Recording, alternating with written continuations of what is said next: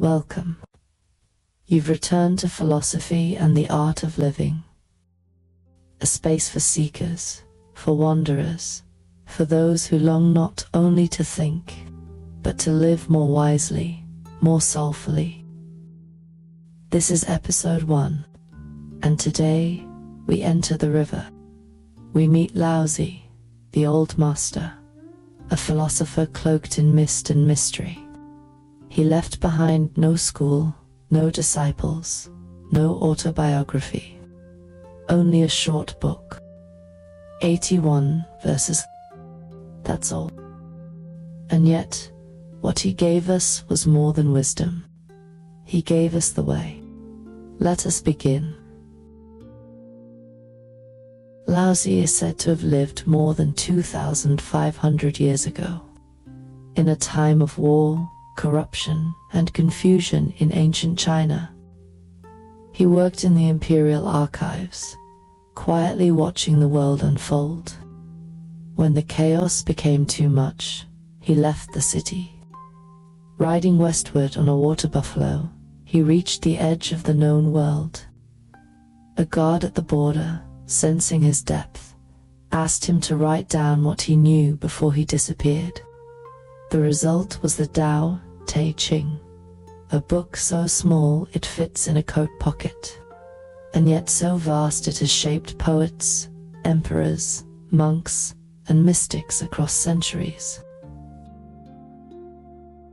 What is the Tao? It's a word that means the way, but not a way you can draw on a map, not a doctrine or a destination. The Tao is the way the universe moves, the rhythm beneath all rhythms, the watercourse that shapes mountains without ever shouting, the breath that comes before the word. Laozi says, the Tao that can be spoken is not the eternal Tao. The name that can be named is not the true name. It is everything and nothing, always present, always changing. In our modern world, we like to define, to measure, to analyze, but the Tao invites us to listen, to notice, to let go of needing to know, and to begin sensing instead. How does the wind bend a tree without breaking it? How does water wear away stone? Why do so many flowers bloom without ever demanding to be seen? The most powerful teaching in Laozi's work is a principle called Wu Wei, effortless action. At first, this sounds passive, strange, even lazy. Wu Wei is the art of alignment, of doing in such a way that your actions flow with the nature of things, rather than against them. It is the dancer who no longer counts steps, the potter who lets the clay guide her hands, the conversation that happens without trying, the morning when you move through tasks not with struggle, but with grace, in a world that rewards effort, ambition, and outcomes. Wu Wei reminds us to return to presence, to allow, not to abandon responsibility, but to stop gripping, not to float without direction, but to move with the current, not against it.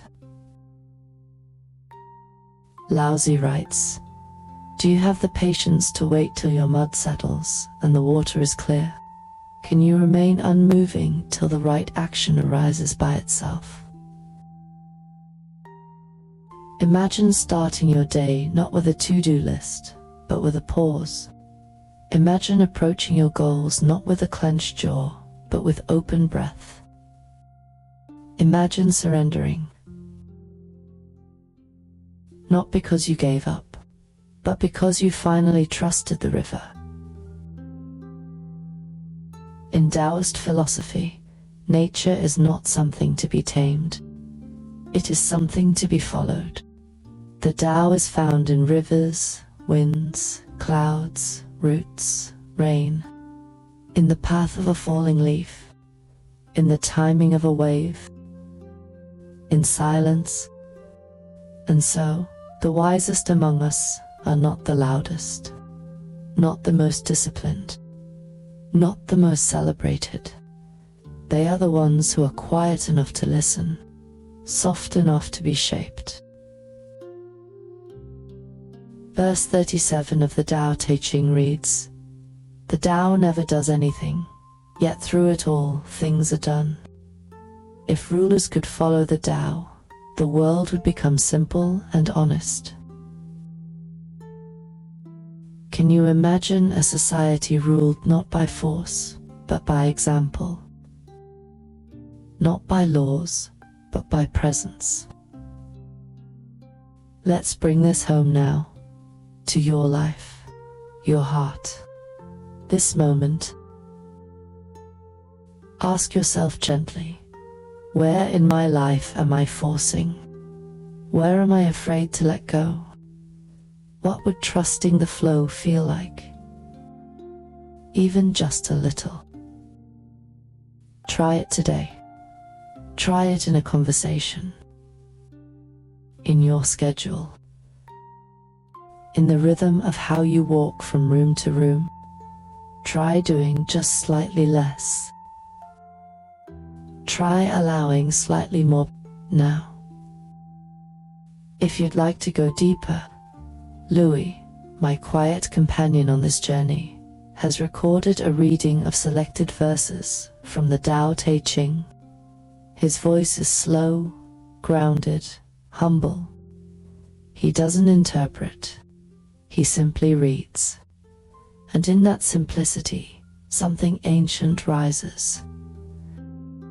If you're walking, writing, or resting, you can listen to Louis read Philosophy, Episode 1. You'll find the link below.